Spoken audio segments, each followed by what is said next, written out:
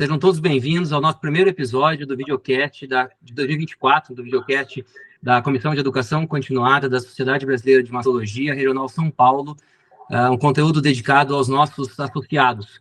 E vamos começar 2024 com um tema que tem ganhado cada vez mais espaço nos nossos eventos e congressos, que é a cirurgia oncoplástica da mama, a oncoplastia. E trouxemos alguns temas aqui para a gente discutir com grandes experts. E aí, Paulo, tudo bem? Olá, tudo bom, Léo? Bem, hoje nós vamos discutir, então, assuntos sobre oncoplástica, baseados nos questionários que os sócios da Sociedade da Regional São Paulo responderam, e estamos aqui hoje com o João, o Idan e o Fabrício para discutir sobre esse tema. Vocês poderiam se apresentar rapidamente para nós? Fabrício, por favor, boa noite. Boa noite a todos, Paulo, Leonardo, parabéns pela iniciativa, é algo que está sendo muito positivo, né, para a sociedade, e então gostaria de parabenizar primeiramente. Eu sou o Fabrício Branelli, sou mastologista, sou professor na Unicamp, e também sou do Departamento de Mastologia do Hospital Beneficência Portuguesa de São Paulo. Prazer estar com vocês. Obrigado, João. Olá. Também parabenizar o grupo todo que tem feito um trabalho excepcional, Leonardo, Paulo, a Sociedade Paulista, né, Brasileira de Mastologia Paulista, que tem feito também um trabalho maravilhoso, seguindo a linha já de muito tempo, né, a gente crescendo cada vez, e eu acho que essa é mais uma oportunidade de estar atingindo aos nossos amigos mastologistas. Meu nome é João Ricardo, eu sou mastologista do Hospital Amaral Carvalho em Jaú, coordenador do curso de oncoplastia e reconstrução mamária da SBM aqui no Hospital Amaral Carvalho, e membro da Comissão de Oncoplastia da SBM São Paulo e Brasil. Prazer estar com vocês. Oi, pessoal. Por favor. Muito obrigado pelo convite. É um prazer estar aqui com vocês, levando para os nossos associados a oncoplastia, difundindo cada vez mais essas técnicas através desses videocasts, são informativos e conseguem levar até o público informações básicas, informações avançadas que conseguem serem aplicados na prática. Então, parabéns pela iniciativa de todo o grupo de vocês. Eu sou Idan, mastologista no Hospital de Amor Barretos, membro da Comissão de Oncoplastia da SBM São Paulo e da SBM Nacional, docente nos programas de pós-graduação da Fundação Pio XII. Bom, legal, obrigado por aceitarem nosso convite. Vamos começar aqui falando, a gente mandou uma pergunta para o pessoal, para os associados, sobre radioterapia em uma paciente que tem uma indicação de adenomastectomia e já tem indicação prévia de radioterapia adjuvante. Então, qual seria a preferência com relação ao tipo de reconstrução? Né? E 68% das pessoas que responderam, dos mastologistas, vão para a prótese imediata. E a segunda opção, com 23%, a cirurgia em 2 etapas, né? Expansor e depois prótese. E eu queria saber, na opinião de vocês, em qual situação da paciente que vai, então, para mastectomia já com indicação de rádio adjuvante, qual indicação vocês optam pelo expansor, pela cirurgia em 2 etapas? Quem quiser começar? Fabrício, pode ser? Bom, eu vou começar porque eu acho que essa resposta, primeiro, em relação à resposta, isso eu acho que é uma mudança de paradigma, e que nós, há anos, a gente vem batendo nessa tecla, né, em que se tinha um conceito, não aqui, mas principalmente um conceito, principalmente das publicações norte-americanas, da reconstrução de 2 tempos, né, o uso de expansor, ou delayed, immediate delayed, colocava expansor, se tinha indicação de radioterapia, defletia expansor, radioterapia, depois a rotação de um retalho. E nós, a escola um pouco de Milão, né, que é um pouco a escola brasileira, a gente sempre prezou pela utilização dos implantes, dado que a contratura capsular, o maior medo é a contratura capsular. Perda de implante em relação à radioterapia, isso é algo antigo, né? A gente não vê mais, principalmente quando a gente tinha as radioterapias com cobalto. O João lembra bem também, eu lembro quando eu voltei para o Brasil, era praticamente impossível de colocar um implante em uma paciente que ia ser submetida a uma radioterapia com cobalto. Com a mudança das técnicas de radioterapia, esse fato de perda do implante diminuiu muito. E ficou o maior problema, qual é? Contratura capsular, né? A gente sabe que, pós-radioterapia, a gente vai ter uma chance de 40% a 70% de contratura capsular, né? dividida nos diferentes graus, né? O interessante dos estudos que fazem reconstrução imediata com implante, que avaliaram prospectivamente reconstrução imediata com implante e radioterapia versus em 2 tempos, eles mostram que a taxa de contratura capsular é essa, porém, de Baker 3, Baker 4, em torno de 20%. Então, de todas essas com implante, em torno de 20% vão ter um Baker 3, Baker 4, que vão necessitar de uma nova cirurgia, e nem todas vão fazer uma nova cirurgia. Então, a gente vai ter aí, vai colocar uma média de 20%, 30% que vão fazer uma nova cirurgia. Ao passo que, quando eu coloco um expansor, eu vou ter que reoperar 100% das pacientes. Então, já todas as pacientes que eu operei com expansor, no primeiro momento, eu vou ter que operar para trocar o implante.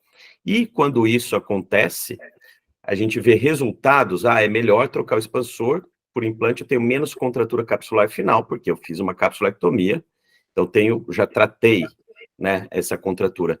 Porém, a taxa de perda da reconstrução chega a 1/4 das vezes, 25% a 30%, ou seja, eu tenho expansor irradiado, vou trocar por um implante, em até 25%, 30%, esse é o trabalho do Nava, tem do Peter Cordeiro também, mostra a perda da reconstrução. Ou seja, se a gente for colocar na balança, compensa mais se as condições forem adequadas, colocar um implante, irradiar, se eu tiver uma contratura importante ou grave, colocar essa paciente numa segunda cirurgia. Se ela tiver uma contratura leve ou moderada, porém satisfeita com o resultado, ela não vai precisar fazer uma segunda cirurgia. Então, acho que esse foi uma coisa que a sociedade colocou muito, e quase 70% respondendo isso, 5 anos seria inimaginável esse resultado, seria talvez 80% expansor como primeira opção. A opinião de vocês? Exatamente, eu acho que o Fabrício falou muito bem, viu, Léo? Inclusive, quando nós criamos esse questionamento, é porque eu também, como residente, a gente tudo aprendeu que era a primeira opção inimaginável, era expansor. E a gente acreditava que ia dar até mais a essa porcentagem, nós vimos que ainda bem, grande maioria opta pela prótese imediata.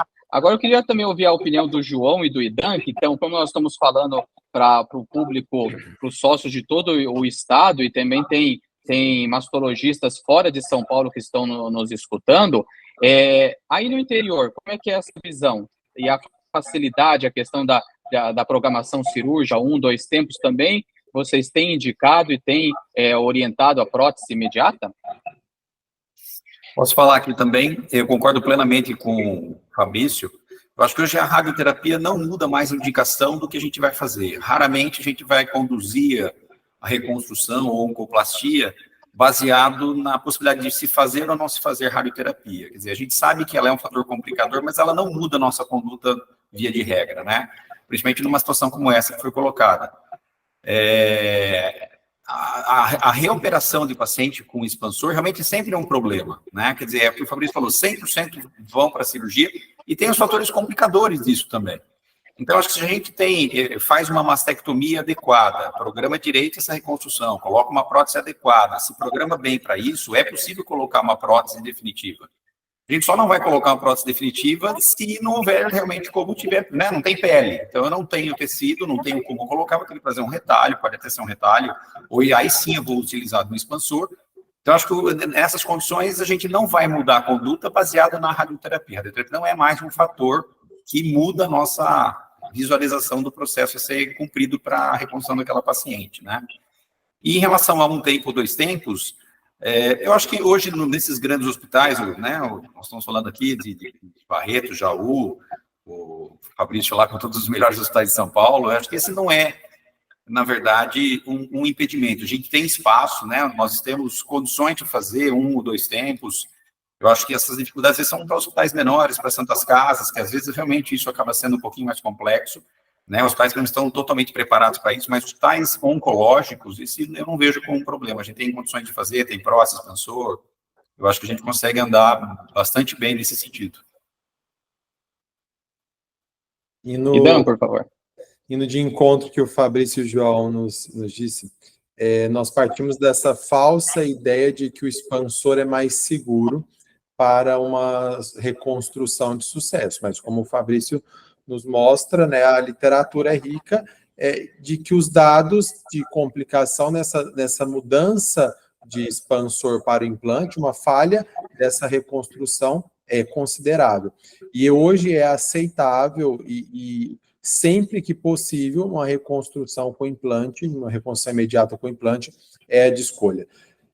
Não naqueles casos em que nós não temos pele suficiente, como o João mencionou, para uma cobertura do implante. Mas esses, com a neoadjuvância e tudo mais, esses são os nossos casos, não são exceções. Que o expansor hoje, seja ele temporário ou até mesmo definitivo, que a gente pode discutir sobre ele, são exceções. Então, essa 68% mostra o quanto está sendo efetivo os congressos de oncoplástica, as discussões de oncoplástica, mostrando para o mastologista que é seguro, factível e com sucesso reconstruir uma paciente com implante de forma imediata. Então, isso toda a escola SBM está colhendo frutos, mudando o paradigma do expansor da reconstrução em 2 tempos como mais seguro. Eu até complementar, Paulo Leonardo, eu acho que por que se tinha muito isso? Eu acho que eu vou falar o grande mérito da mastologia encampando, né? A parte da reconstrução. Por que se colocava muito expansor? Porque geralmente eram 2 equipes que muitas vezes pouco se conversavam, e a mastectomia era feita de uma maneira sem se pensar na reconstrução, e muitas vezes chegava a equipe de reconstrução, que na maioria das vezes era a equipe plástica, com um retalho isquêmico ou mal feito, com a musculatura toda solta, né? Uma condição não ideal para uma reconstrução com implante, onde a taxa de complicação seria muito alta. E é o que acontece em alguns serviços fora, né? Ao passo que o mastologista começa a fazer a reconstrução, ele também muda a maneira de fazer a mastectomia, sendo muito mais atento à vascularização, cuidado com o retalho, espessura, incisões, né? Entendendo o que vai ser a reconstrução, as condições ficam muito melhores para se fazer o implante imediato. Então, a mudança de paradigma também não é essa, né? Uma boa reconstrução vai depender de uma boa mastectomia. Baixa complicação é uma boa mastectomia, né? A reconstrução é uma parte meio pequena ao final. O processo, né, feito pelo mastologista, que é o principal para se obter um bom resultado. Acho que essa é um grande fator da mudança desse paradigma. O mastologista pegou a reconstrução e a possível complicação, né, Fabrício? Então, ele começou a adequar isso na realidade, como você disse, né, os cuidados pré de indicação, os cuidados intraoperatórios e o manejo de toda essa reconstrução. Uma vez, eu não vou falar o nome, mas conversando com o chefe de um grande serviço americano, por que você usa tanto expansor, se a gente usa tanto implante? Ele falou, não sou eu que faço a mastectomia, o retalho fica transparente, é impossível se colocar um implante imediato. Perfeito. E uma pergunta que veio para a gente, uma colega de São Paulo, e ela perguntou a opinião, a gente queria saber a opinião de vocês, se é uma conduta, já sei a opinião de alguns, mas se é uma conduta desejável, factível, deixar essa mama que já tem indicação de radioterapia adjuvante, deixar ela com volume um pouco maior, contando que ela vai ter uma retração depois da radioterapia e que vai melhorar uma simetrização futura? Como é que vocês pensam a esse respeito? Quer conversar agora, João? Já ouvi isso também, mas não faço. Eu acho que eu não sei quanto, né, a radioterapia vai trazer de alteração nessa mama, né? Se a gente tivesse essa mensuração exata, a gente poderia fazer esse cálculo e deixar, né, dessa forma. As reações à radioterapia são muito diversas. Tem paciente que faz radioterapia, você não imagina que ela fez, está maravilhoso. Outros pacientes fazem radioterapia e tem uma reação extremamente intensa. Nós não temos como medir isso. Então, eu acho que não dá para programar na cirurgia, imaginar o que vai acontecer e se comprometer com o resultado estético inicial. Então, não, a gente programa o padrão, e aí cada paciente vai ter a sua resposta, e se tiver que fazer algum tipo de correção no futuro, fazemos. Idan? Também não fazemos. Primeiro, qual a técnica que nós estamos utilizando para a simetrização contralateral? Isso também vai influenciar nos resultados futuros de simetria. Como o João mencionou, a gente não tem como mensurar todas essas alterações da radioterapia. É claro que os descolamentos, deslocamentos do implante, né, superior ou superomedial, quando essa loja não é muito bem feita, com cautela, a gente vai ter. Agora, prever uma mudança de volume, a gente não consegue tão simples assim. Então, não faz parte da nossa prática aqui na instituição colocar um implante maior. Leonardo, eu não entendi se é colocar um implante maior ou expandir mais. Eu fiquei Local... Não, deixar eu entendi o implante maior. Não, deixar o tamanho da mama maior, independente se vocês forem utilizar mamoplastia ou reconstrução, né? Isso, uma mamoplastia. Aqui não seria a questão do implante, seria a questão da mamoplastia. Vamos dizer que foi realizada uma quadrantectomia, vocês vão fazer mamoplastia bilateral, você deixa uma mama com volume maior. Essa que é o questionamento. A mama que vai receber a radioterapia. Eu acho que o João colocou bem. Eu procuro, eu falo, vou fazer mamas parecidas, né? Iguais, não, porque já não é igual desde o começo, então eu sempre falo, não, vão ficar parecidas. Você tem o primeiro fator de assimetria. Se você já sai errando no começo, deixar simétrico, você não vai esperar que uma eventual fibrose vá consertar o problema, né? Então, numa oncoplastia, o ideal é deixar tamanhos parecidos. A reação com a radioterapia vai ser individual. Cada vez mais vemos menos esse tipo de reação. Mais comum em pacientes com mamas mais adiposas. Se eu faço muito descolamento, aumenta a chance de fibrose e esteatonecrose pós-rádio, né? Porque aquele tecido sofre mais. E o fator principal, né? Que tem que ser falado: ganho de peso. A maior assimetria que existe é porque a mama irradiada, ela vai expandir muito pouco. A mama contralateral, se ganhar peso, ela vai expandir. Você vai ganhar aí 20%, 30% a mais de peso. Às vezes ela vai para uma adjuvância, continuar com corticoide, ou ter algum distúrbio metabólico aí, a gente sabe, né? Tá cansado de escutar, toma tamoxifen, ganha aí 5, 10 quilos. Isso vai ser o fator principal. Agora, se a gente já partir da nossa cirurgia para uma assimetria, na minha opinião, a gente vai ter muito mais assimetria. Em relação à prótese, de jeito nenhum. E a expansora, aí sim. Porque você pode, de repente, falar, vou expandir um pouco mais, que eu talvez não sei se eu quero colocar uma prótese do outro lado depois. Mas o mais importante do expansor é o bom posicionamento do expansor. Quando eu falo reconstrução com implante, eu estou expandindo e tirei pele. Qual é a parte mais difícil? Polo inferior. Eu preciso ter polo inferior. Pode ver, mas o pior caso dos expansores sempre aqui em cima. Em cima sempre tem espaço. Se você não expandiu bem polo inferior e radiou, dificilmente você vai recuperar a expansão daquele polo inferior. Né? Então, eu pensaria só nisso. Quando a gente faz expansão, a gente tem uma simetria temporária. Essa é uma dos contra do expansor. Não sei mas Juliano, só para completar, na verdade, quando a gente se a gente se programar para fazer a assimetria já de início, você puxa para você essa responsabilidade, né? Mas ela ficou assimétrica, aí depois não volta o nome, nossa, o torcedor deixou maior e não mudou nada. Quer dizer, acho que não tem nenhum sentido a gente fazer isso, né? E também hoje, com o avanço da lipoenxertia, o uso da técnica, se essa mama reduzir, a gente já pode abrir mão da lipoenxertia para consertar, que é bem mais simples, né? Sem dúvida. E geralmente é a ptose contralateral que vai dar a diferença, né? Às vezes dá vontade de falar para o radioterapeuta, irradia outra mama um pouquinho só, velho. A paciente às vezes fala isso, né, Fabrício? Nossa, doutora, essa aqui ficou tão durinha, dá para fazer a mesma coisa na outra, né? Só para comentar, o grande problema nessa avaliação da satisfação da paciente com o resultado das mamas é o tempo, né? Então, a gente, pós-cirurgia, é um resultado, 6 meses após a rádio 1, e esse efeito da rádio é crônico e progressivo. Então, o momento dessa intervenção na busca de uma simetria e um ganho estético da mama é importante para esse ponto de tempo pós-tratamento cirúrgico. E aproveitando aqui que o Fabrício citou o trabalho do Cordeiro, né? Caso vocês vão para expansor, vocês têm feito, trocam a prótese imediatamente antes da rádio, irradiam o expansor. Como que é rapidinho a conduta de vocês nesse sentido?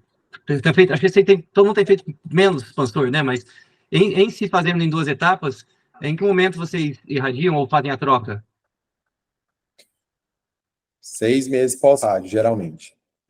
Por questões logísticas institucionais, né? E esse é um dos problemas, até o Paulo comentou, no SUS, um expansor são 2 cirurgias, né? Então, isso aí já é um outro ponto de filas cirúrgicas e tudo mais. O ideal, se você pudesse trocar antes, mas isso é quase impossível. Eu confesso, acho que consegui uma vez ou 2, no máximo, né?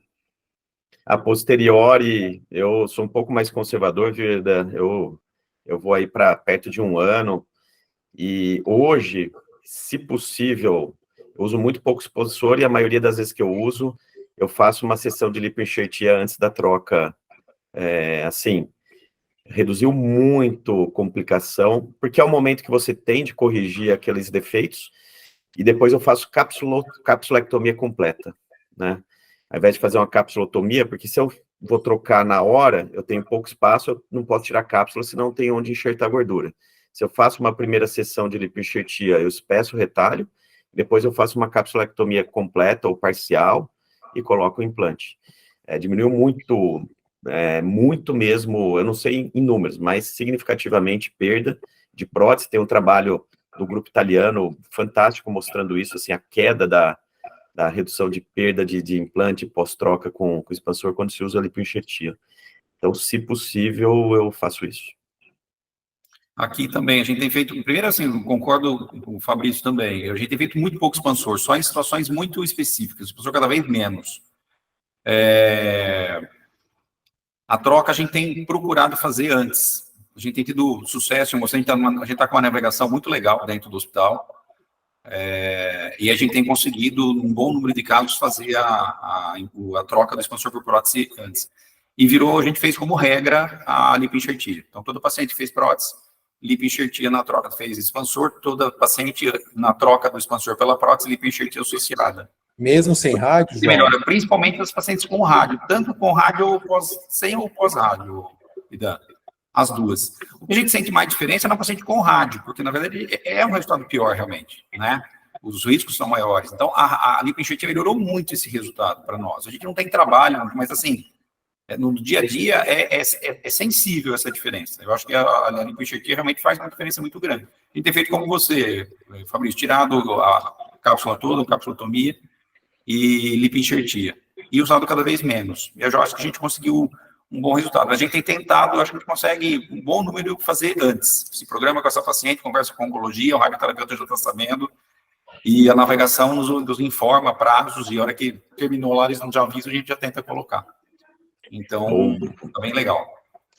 Um spoiler de um dado, eu vou falar porque a gente apresentou terça-feira, que é o trabalho TCC de um residente nosso, Thiago, um trabalho que a gente está tocando uma linha de pesquisa, mas a gente pegou temporalmente lá na Unicamp, se faz reconstrução imediata desde a década de 80, né? O Tormelli, o Barudi, né? Começaram os trans. E a gente pegou 10 anos antes de 2011, e após 2011 até 2021, quando criou o ambulatório de reconstrução, o mastologista fazendo. A gente teve uma queda de reconstrução imediata com retalho de 62% para 3%, de expansor de 19% para 7%, né? E quase 97% de reconstrução imediata com implante. Então, mudança de paradigma. É lógico, aumentou muito o nipple sparing, skin sparing, tudo tá junto nesse bolo, né? Mas para mostrar realmente o que foi interessante que eu achei foi a queda no uso de expansor também. Que já era, além do retalho ser usado muito antes, era o expansor também a opção. O implante era muito pouco. Tem aquela história que a gente fala, quanto mais a gente trabalha com prótese, mais a gente não gosta dela, mas ela é necessária, e eu acho que eu posso estender para o expansor, é a mesma coisa. Quanto mais a gente usa o expansor, mais a gente não gosta dele, é sempre um fator complicador, né? Então, é oposição, depois tem que fazer, recolocar, então, o Fabrício, realmente a ajuda é para exceções, não é para todo dia, toda hora. Eu acho que um outro dado que contribuiu com isso também, né, Fabrício, a qualidade do implante, a diversidade, formatos, volumes e tudo isso também influenciou muito na nossa segurança de reconstruir de forma imediata. Com certeza. Um dado que vai ser interessante, a gente vai ver no futuro, e o Reino Unido já se preocupa muito com isso, o NHS, tá? É que a gente aumenta muito o número de reoperações ao longo do tempo, quando a gente usa implante versus retalho, né? O retalho ele é uma cirurgia que tem um custo maior inicial, ao longo do tempo ela é menor. O implante, você colocar uma paciente de 40 anos, aí coloca, se ela for bem, mais 20, 30 anos, contratura capsular, assimetria. Então, o NHS já tem estudo para limitar o número de reoperações. Olha só que interessante. Eu acho que isso, a gente está até discutindo para colocar na JBO isso, porque isso acho que vai ser o novo passo. Acho que vocês todos estão sofrendo com isso. Eu lembro o meu ambulatório de reconstrução, que era muita reconstrução tardia, hoje 80% é contratura capsular e assimetria, contratura capsular e assimetria. Entendi, Paulo. Pode seguir aí, pode seguir, Léo. Tá. Bom, na reconstrução imediata, agora pós-mastectomia, né, vamos pensar que as duas técnicas são factíveis. Nós perguntamos para os associados se eles optam pela reconstrução retropeitoral ou pré-peitoral. Bem próximas respostas, mas 58% ainda fazem retropeitoral e 41% pré-peitoral. Eu acho que para adenomastia, com a incisão no sulco, a pré-peitoral já tem um espaço, acho que bem consolidado, né? Mas a gente se depara com frequência com mamas pacientes obesas, mamas hipertróficas, pitosadas, e aí a gente vai pensar na skin sparing, na skin reducing, né, que foi bastante discutida na reunião semana passada. E para essas situações, vocês consideram uma técnica pré-peitoral factível, né, para skin sparing e para skin reducing, que acho que aqui já sei que não estamos fazendo quase nada, né? O que vocês acham? Quer dizer assim, para fugir, quando a decisão não é no sulco, né? Eu preciso reduzir a mama, eu preciso corrigir uma pitose. A pré-peitoral é uma opção para vocês? Acho que associar 2 fatores de risco para uma falha de reconstrução, né? Skin reducing com pré-peitoral. Como a gente discutiu bastante lá na reunião e quase unanimidade de ir contra a skin reducing, de estar sendo abolida da nossa prática diária. Claro que tem algumas exceções, e nessas exceções, a gente até conversou bastante lá no dia, de se utilizar o expansor em alguns desses casos, né, para diminuir uma falha da nossa reconstrução.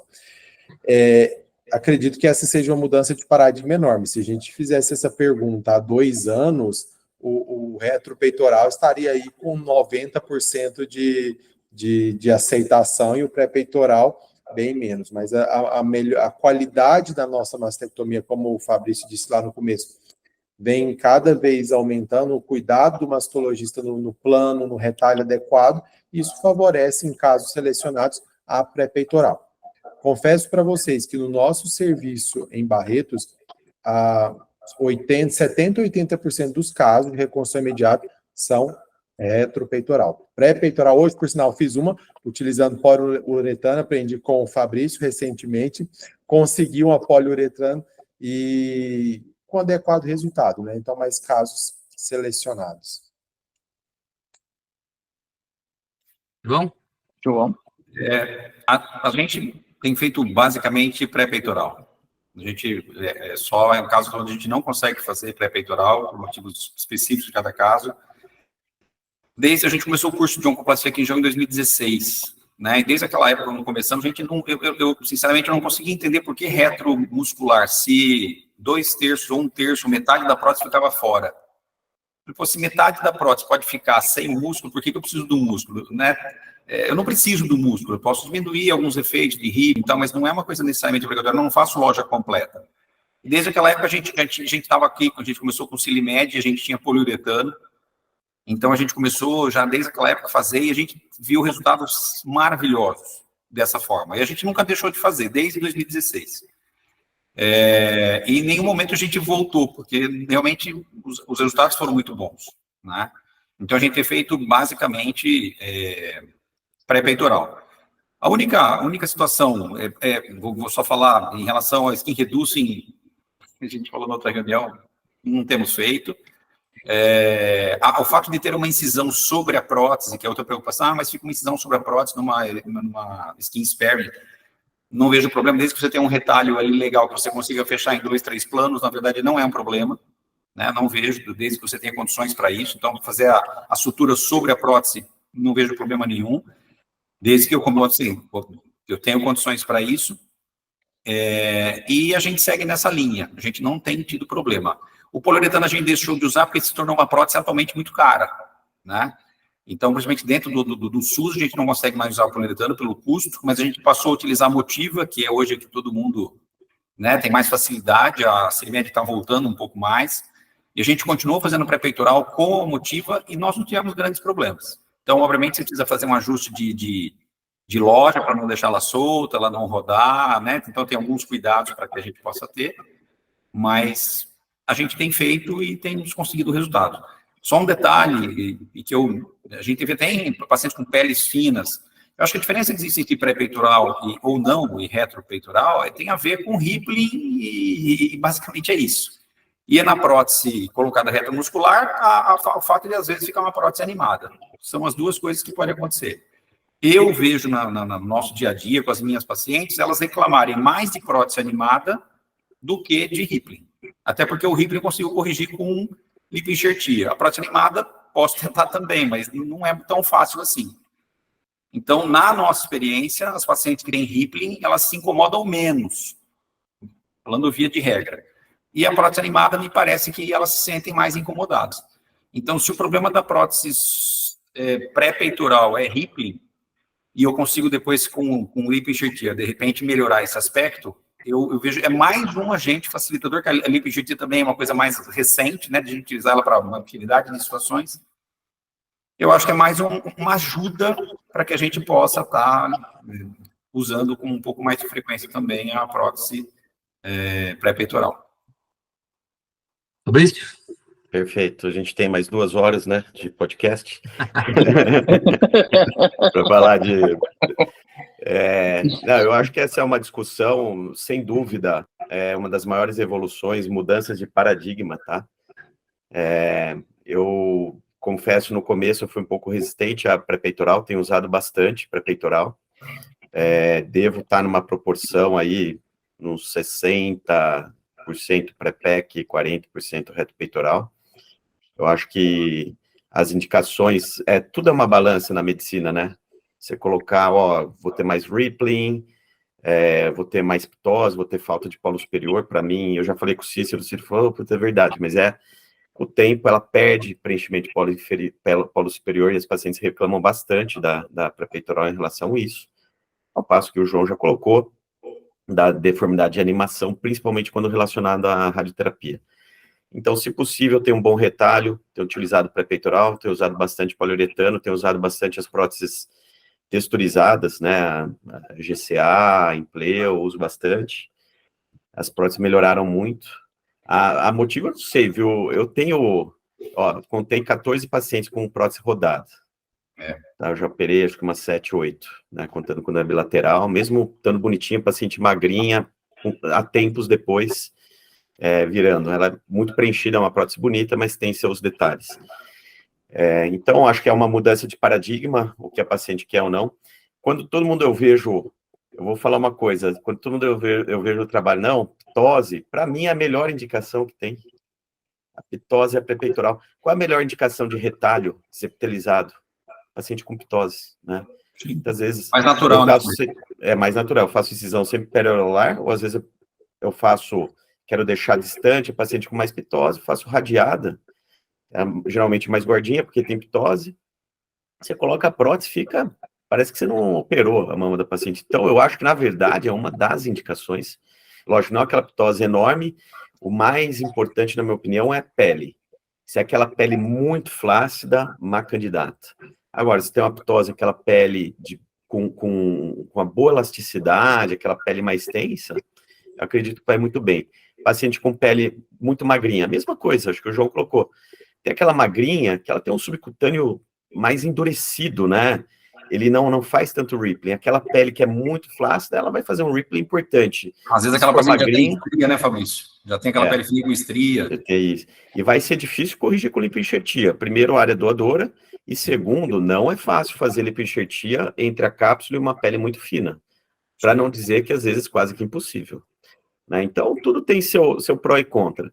A Skin Reducing também utilizo a exceção da exceção. Na Skin Spare tem vários casos. Mamas maiores, eu faço a incisão Stewart. Geralmente, um panículo, pode ser ter um panículo bom também, João. Eu não vejo muito problema, até pelo fato da incisão ser superior, O implante vai pesar Peso não vale, né? inferiormente. Por isso que, viu, João, eu sou mais da incisão acima, periareolar e tal, porque ela nunca vai pesar sobre a incisão. Então, ela vai forçar menos a incisão. Mas isso é uma preferência individual, é um expertise pessoal. Mas eu tenho usado, desde que boas condições, dessa maneira. Não tem condição boa, retromuscular.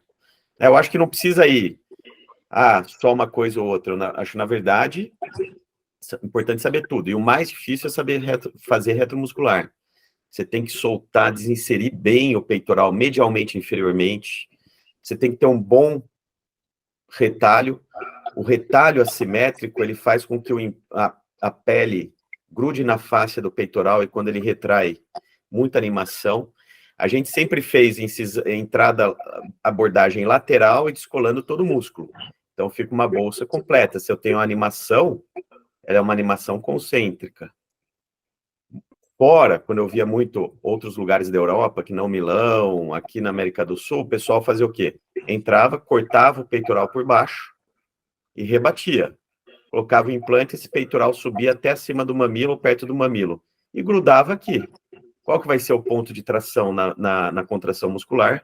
A pele. Aí são aquelas animações horríveis, né?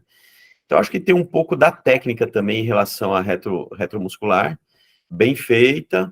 Eu acho que a animação sempre vai ter, mas não vai ser uma animação tão importante, né, Idan? Né, João? A gente vê casos super bem de retromuscular. Então, acho que não é uma demonizar uma ou outra. Eu acho que tem que um equilíbrio. E o intraoperatório vai ser o ponto principal, né, para definir a sua conduta de reconstrução. E no caso, Fabrício, essa pele muito fina, né, que de pouca elasticidade, essa realmente não tem condições. Agora que você colocar essa prótese, a mama vai ficar no umbigo. Né? E essa paciente mais obesa, que tem mamas maiores, você colocou uma prótese maior e fica ainda pior. Então, essa realmente eu acho que é aquela que não busque isso, que vai dar errado. Né? E a longo prazo, a gente vai ver talvez o que aconteceu na cirurgia plástica, né? Se você pegar os artigos de cirurgia plástica de mau resultado estético, eram esses, né? Por isso que passou a se colocar atrás do músculo. Mamas pele muito finas, com aptose, aquela pele muito elástica, com o tempo, casos até de extrusão de polo inferior. Por isso que eu acho que aí a poliuretano, ela tem um papel, porque ela já se fixa, né? Sim. E depois ela forma aquela cápsula, então acho que ajuda bastante. E queria a opinião de vocês, eu tenho usado bastante o taping, nossa, achei que ajuda muito no pós-op da reconstrução pré-peitoral. Você mesmo fez o curso ou não? Tem alguém que faz para você? Não, tem umas fisioterapeutas excepcionais que têm feito para mim. Já no centro cirúrgico mesmo, na sala cirúrgica já coloca. No centro cirúrgico, ou se não é possível, no dia seguinte, né, na Unicamp a gente tem um grupo de físio excepcional, fora também trabalha com as físios, elas têm ido no hospital. A literatura mostra, né, redução de seroma, dor, vários benefícios, né? Não sei se você já está vivenciando isso. Estou vivenciando. Depois que você começa, é difícil voltar, né? Agora, uma discussão recente no grupo da SBM foi o uso de tela inabsorvível. Não sei se vocês viram na loja completa, né? Tentando fixar o peitoral ali no serrátil. Eu já peguei casos horríveis tentando instruir aquela tela e forma uma aderência pele com implante que é algo assustador. Eu não sei vocês, o Fabrício e João. Eu até escrevi lá no grupo. Eu já usei tudo que é tela que você possa imaginar, até de Marlex na mama, tá? E mama muito grande, uns 2 casos, e por incrível que pareça, ficaram muito bons. Não soube depois de complicação, mas aquela coisa do intraoperatório, não tinha o que fazer, e era aquilo, época de reconstrução reto-peitoral. Eu acho que assim, você tem que conhecer o material que você está usando. Você tem que saber por que você está usando esse material. Qual o seu objetivo com ele? Né? Você quer o quê? As inabsorvíveis vai ser um fator mecânico. Por quê? Se der deixar um material inabsorvível ali, inorgânico, ele vai fazer um granuloma embaixo da pele, isso ou vai extruir ou vai deixar um resultado horrível. E muitas vezes você não consegue tirar, porque ele está tão grudado, que se você tirar, vai necrosar a pele inteira. As telas absorvíveis, a diferença é que ela é absorvível, então no começo ela fica esquisita e depois se reabsorve. Então ela tem um fator mecânico e biológico associado. E eu vi que colocaram também numa tela uma matriz acelular boa.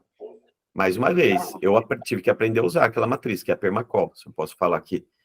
Você tem que lavar ela muito, muito, senão ela dá mama vermelha. Você tem que usar a mais fina delas, a 1 milímetro. Uma boa ADM é uma ADM fina, porque pensa que ela vai ser incorporada. Se eu tenho uma coisa muito grossa, você não vai ter migração de fibroblastos entre a parte anterior e a posterior, e vai ser mais difícil de incorporar, vai fazer mais seroma. Eventualmente, isso nunca vai incorporar, e você vai ter seroma, daqui um dia infecta, você perde a reconstrução. Mais mama vermelha, a Permacol dá, a Stratis não dava. Tipo, elas são divididas entre estéreis, não estéreis, com antibiótico, sem antibiótico, com conservante, sem conservante. Então, cada matriz é uma. Então, a gente tem que entender para que você está querendo isso, né? Por isso que é difícil você falar só de uma... essa não serve, assim, depende para o que você quer. Às vezes uma tela inabsorvível, você tem um panículo grosso, você precisa fixar aquele implante com músculo, pode servir, né? O que você acha, João? Mas, Fabrício, você tendo a opção da a inabsorvível e as outras, teria alguma situação que você ia optar pela inabsorvível ou não?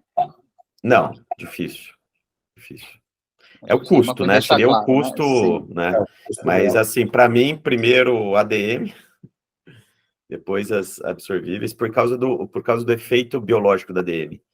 Sim. Olha, eu usei bastante, assim, e eu vou te falar, Paulo, por que eu passei a usar? Uma vez conversando com o Mário, ele falou, tenho usado, você precisa ver como melhorou pós-radioterapia. Realmente, eu mostro sempre na aula o primeiro caso que eu usei, que já deve fazer uns quase 8 anos, era incrível, assim, pós-rádio, né, diminuição de contratura capsular, mas, mais uma vez, bem utilizado, material correto, numa cirurgia bem feita, ela não é mágica, né? Não adianta pegar um retalho horrível, ela não vai fazer mágica nenhuma. Fabrício, aproveitando aí, a minha experiência com essas telas é pequena, então não dá para considerar aqui. Mas hoje você, assim, só para bem rapidamente, a ADM você usa basicamente para quê hoje? Qual é a sua indicação mais clássica, aquela que, essa eu gostaria de ter, se eu pudesse ter em todas elas, eu faria. Qual seria essa indicação? Pós-mastectomia e mama irradiada. Isso, essa acho que né? E a absorvível você usaria o quê? Para definição de também nesses casos, João, eu acho que ela tem o seu papel, mas não pode ter uma pele muito fina. Se eu sei que a pele vai ficar muito fina, ou, por exemplo, 3 semanas atrás tinha um caso assim, e eu não tinha mais músculo, ela tinha feito uma mamoplastia antes, tinha uma esteatonecrose de quase 5 centímetros, tinha feito há 2 anos uma mamoplastia oncológica, recidivou, não tinha mais nada de músculo, então eu preferi envolver numa ADM, as duas, mas daí pelo efeito biológico, para melhorar toda aquela pele que está em contato com o implante, né, então eu prefiro essa daí. E o interessante, acho que o que a gente tem como dado nacional nosso, que é o trabalho do Cícero, que é fantástico, mostrando, porque fora, para quem está assistindo, quando se fala em pré-peitoral, entende-se implante mais ADM. E a experiência brasileira, a publicação do Cícero com o Gonzalez, é o que a gente faz, é implante. Sem ADM. Muitos bons resultados, né, João? Né, Idan? Você tem usado, Idan, alguma coisa lá, assim, rotina, não? Não. Não. E pré-PET, como o Fabrício disse, a realidade brasileira é sem ADM, né? Então, sim. E por isso que a paciente, no caso da pré, é bem selecionada para que a gente possa evitar complicações. Sim. O Fabrício falou da mama irradiada ali, deixa eu entrar nesse tema aí. Uma paciente com antecedente de cirurgia conservadora, e radioterapia, e agora chega para a gente com uma indicação de adenomastectomia, seja por recidiva local ou profilática, né? Nós perguntamos para o pessoal qual que é a técnica de escolha na maioria dos casos, e ficou um pouco dividido aqui, 37% vai para prótese imediata retromuscular, 22% prótese imediata pré-peitoral e 29% direto para retalho. Eu queria perguntar para vocês, se o tempo de quando ela fez a radioterapia, se há 1 ano, 2 anos, 5 anos, faz diferença na indicação da técnica para a reconstrução da mastectomia, e se vocês acham que é factível, assim, o retalho retromuscular, a prótese retromuscular, Porque depois da rádio, esse músculo, ele vai distender, você vai conseguir fazer essa loja retromuscular? O que vocês me dizem aí? Vai lá, Fabrício. Agora começa você, vai. Eu já falei uma parte aqui da resposta. Vamos lá, então. Começa então aí, Dan. Tive um caso desse hoje.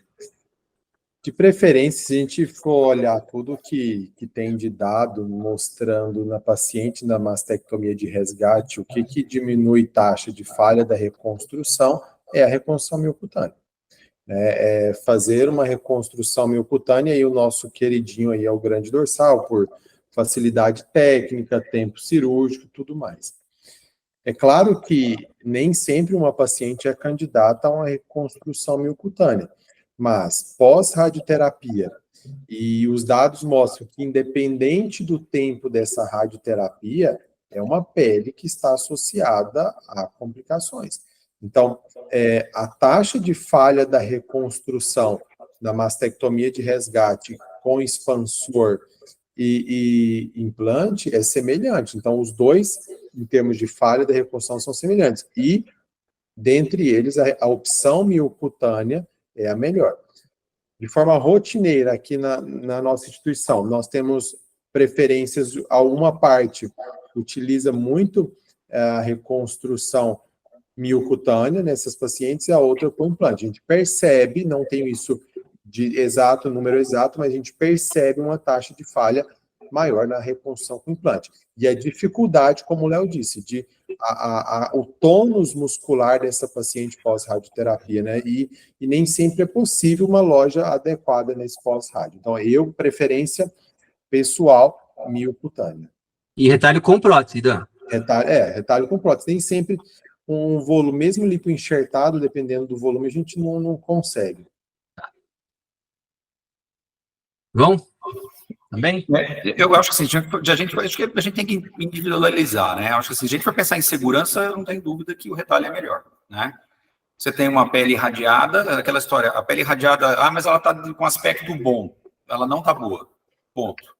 Né? Não é porque o aspecto é bom que está bom, não, ela está ruim.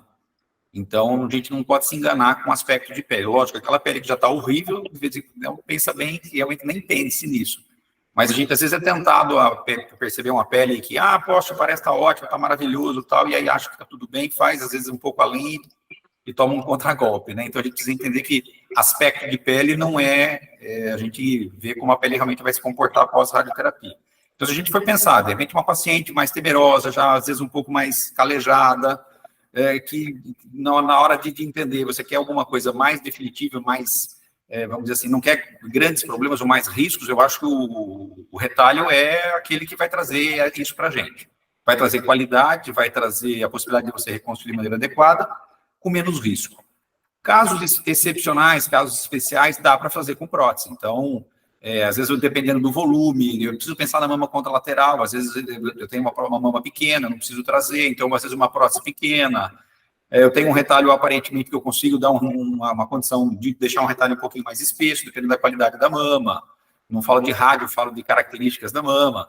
Então, eu acho que é possível, e em casos excepcionais, em casos especiais, a gente colocar uma prótese definitiva. A gente faz as duas coisas, a gente acaba individualizando caso a caso e tentamos optar pelo melhor e também ouvir o paciente, porque às vezes é um paciente que está afim mais de tentar alguma coisa mais simples, não quer uma cirurgia nas costas, aceita um risco um pouquinho maior. Eu acho que essa discussão com o paciente ela é extremamente importante, porque na decisão nossa, eu acho que ouvi-la é bastante importante. Se a gente pensa só em segurança, eu acho o retalho mais importante. Se a gente está um pouco mais aberto a poder correr um pouquinho mais de risco, acho que é possível pensar numa prótese. Ô, João, essa seria a indicação, como o Fabrício falou, também a gente acha a mesma coisa, esse seria o ideal de estar com um ADM na mão, né? Mas João, você colocaria pré-PEC, João? Você faz pré-PEC nesses casos ou não? Sim, a gente faz lipoenxertia dentro do possível, tá? A lipoenxertia tem usado, assim, muito frequentemente, muito. O Krishna mostrou na JPM, né, no ano passado. E eu acho que traz a gente está sentindo essa melhora, né? A gente tem visto isso acontecer no nosso dia a dia, os resultados, né? A gente não está mensurando, não tem trabalho, mas, assim, a gente sente essa diferença. Isso que eu ia perguntar, a lipoenxertia quase sempre. Melhora mesmo. Oi, Paulo. Isso que eu ia perguntar, a lipoenxertia quase sempre, né? Quase sempre. Só nos casos onde está muito fino, realmente você não tem condições, você não vai ter como injetar, aí não tem como, né? Não há condição para isso. Mas quando a gente percebe que há condição, a gente sempre tenta associar. Eu acho que traz um benefício interessante. Eu acho que assim, ó, eu acho que a experiência é extremamente importante, né? A avaliação individual. Para mim, paciente irradiada, tem duas opções: retalho ou ADM, mundo ideal, né? Primeira coisa, a gente tem que avaliar a qualidade que está aquela pele. Se ela tiver uma pele ruim, nem com ADM vai resolver, ela vai para retalho. Eu tenho que ver se ela tem defeito de continente, então tenho perda de pele, eu tenho retração de pele, pós-quadrante. Essa paciente vai para o retalho, na minha opinião. Eu preciso repor pele para dar um contorno na mama dela. Se possível, sem implante, a gente usa pouco, né? Eu fiz muito mais TRAN, hoje eu faço menos, mas um retalho sem implante é uma boa opção, você não vai ter o efeito implante radioterapia, mas lembrar que o TRAN, se for fazer TRAN, não desepitalizar inteiro e deixar naquela pele irradiada, porque ela pode necrosar. Então, acaba usando mais grande dorsal. Se eu tenho ADM, tenho uma pele boa, contorno legal. Se eu tenho ADM, eu uso ADM. Se eu não tenho ADM, eu discuto até usar um grande dorsal desepitalizado. Pela mesma incisão, faço uma incisão radiada, tiro o dorsal pela frente mesmo, trago todo o dorsal, cubro o implante e resolvido o problema. Tenho vários casos assim e fica muito bom, às vezes até melhor que o outro lado, em casos bilateral. Recentemente, tenho me arriscado em alguns casos pré-peitorais, tá? Quando a pele está muito boa, eu sei que eu vou deixar um panículo mais grosso, né, mais adiposo, e quando eu tenho tempo. Então, essa paciente vem, o que é muito frequente agora, vem com uma mutação. Tenho utilizado a técnica que o Krishna mostrou, são 10 casos, né, de radioterapia, acho que são 7 casos, eu acho que tem uns 4, e foram todos muito bem, algum com muito esteato, tem um que fez muito esteatonecrose, tá, no retalho, e posso dizer que ficou bom para razoável, né, não fique igual um retalho, que para mim é o que fica melhor, ou uma boa DM, mas acho que é uma opção. Tenho feito também nanolipoenxertia, empiricamente, acho que melhora, não sei se é pela nano ou se é pela própria lipoenxertia, não sei dizer, mas tem um racional que é a melhora do efeito da radioterapia, né? Então a recuperação daquela pele, mas não acho que seja nenhuma panaceia. Vai ajudar em alguns casos, né? Então, assim, termos práticos. Primeira opção, olha para o retalho. Beleza, esse vai te dar segurança, bom resultado, baixíssimas taxas de contratura capsular. A gente tem um trabalho publicado nisso, com dorsal.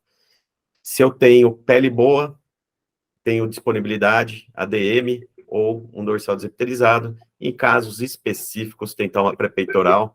Eu vi o Benigno fazer skin reducing pré-peitoral, falando que é uma maravilha, eu não consigo enxergar isso, né? Então, acho que seria mais ou menos isso daí. Já indo aqui para o nosso... Pode falar, João. Tem que ter coragem. Bom, indo aqui para o nosso finalmente, estamos chegando no tempo, eu queria falar Aí só colocar, Leonardo, eu acho que a retromuscular, para mim, é a pior. Eu acho que aqui, se fica bom, em 3 meses vai ficar horrível. Contratura capsular, impressionante. Então, por isso que são essas opções, eu evitaria a retromuscular. Por isso que eu questionei isso aí, eu também acho isso. Bom, finalmente agora vamos falar um pouquinho a gente estava falando de lipoenxertia, mas eu queria, se vocês não se importarem, a gente não vê com frequência isso nos eventos. Bom, a gente perguntou para o pessoal qual a frequência que eles usam lipoenxertia com cirurgia oncoplástica, e 42% diz que em menos de 25% dos casos, 20% usa em 25% a 50% dos casos. A gente queria ter uma ideia, né? Eu queria saber de vocês, rapidamente, assim, como que vocês têm feito a lipoenxertia, né? Se centrifuga, se só peneira, se decanta, se passa no emulsificador, se usa solução de Klein sempre ou nunca. É uma coisa que eu tenho essa curiosidade, o pessoal tem, e a gente não ouve especificamente como é que vocês têm feito. É possível a gente falar? João. Bom, começa, João, depois eu falo aí. Não, nós aqui, a gente não tem feito a solução, a não ser quando a gente tem a ideia de retirar muita gordura. Então, via de regra, aquilo que a gente imagina tirar uma quantidade menor de gordura, a gente faz a coleta da gordura sem a solução, tá?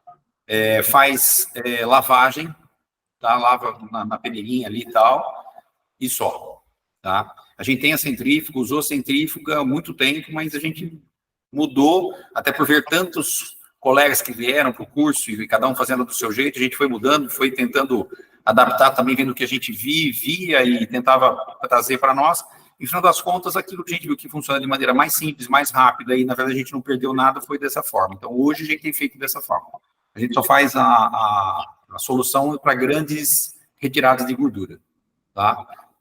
A gente tem usado, na verdade, bastante para correção de... A gente fala, a gente faz oncoplastia, não é, né? Oncoplastia é para casos selecionados, não é para todo mundo. Então, hoje, para mamas médias e pequenas, a gente vai fazer apenas uma setorectomia, de repente, a correção desse setor a gente tem feito com uma certa frequência, que eu acho que traz um benefício muito grande. Você consegue, com um procedimento bem simples, com pouca gordura, dar uma correção para aquela paciente, deixar essas mamas simétricas. Hoje nós fizemos 2 casos. A gente tem trabalhado um pouco o plastrão também para preparação para a reconstrução, então aquele plastrão um pouquinho mais fino, tal, a gente tem preparado com lipoenxertia, então a gente tem feito isso, e na troca, como eu falei, de expansor por prótese, qualquer tipo de contratura, a gente tem trabalhado a lipoenxertia também. Não é um número grande no dia a dia, porque na maior parte das vezes a gente não precisa da lipoenxertia. Então, mas são basicamente esses casos que a gente tem feito com uma frequência bastante grande. Ô, João, e só numa questão técnica, você tendo uma boa área doadora, abdômen, coxa, você tem alguma preferência para esses locais? Você vê alguma diferença ou não?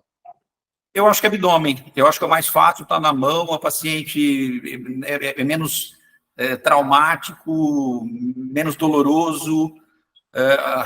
E, obviamente, o objetivo não é tirar a gordura dali, né? Não é fazer com que a paciente fique estéril. Doutor, que legal, vai tirar. Eu falei, calma, não é para isso, né?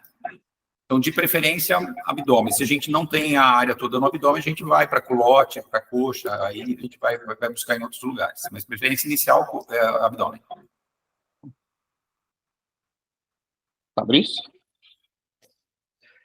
Bom, a lipoenxertia em cirurgia secundária, praticamente em todos os casos, tá? Em cirurgia primária, pós-quadrante, eu utilizo pouco, são casos pontuais, porque geralmente você fazendo um bom remodelamento, você consegue um bom formato, né? Em alguns casos você precisa um pouquinho mais de volume, eu acho que é uma boa tática, não uso tanto, mas eu acho que é uma boa opção, tem dados, né, principalmente de Jesus. Para reconstrução tardia, todas as outras, fat is gold em breast reconstruction, né? Gordura é ouro. Então, assim, tudo que você puder usar, por quê? Por causa do efeito biológico dela. E, em relação ao efeito biológico, a gente chega à técnica. Eu utilizo até hoje a técnica de Coleman. Injeção de Klein, aspiração a baixa pressão, centrifugação. Por quê? Foi a técnica que foi sistematizada e mostrado resultados. Qual era o problema da lipoenxertia até 94, que eu acho que é a publicação do Coleman, que é aquela Mordena filler, se usava, mas não funcionava, porque cada um fazia de um jeito, ela é extremamente operador dependente. Então, como você coleta, se você tiver muita pressão, você estoura os adipócitos. Como você prepara aí, vai se discutir, existem inúmeros trabalhos, tá, no meu doutorado, que eu publiquei em 2012, a gente usou sempre o Coleman, a gente fez um estudo grande de segurança oncológica e tipos de preparo de gordura.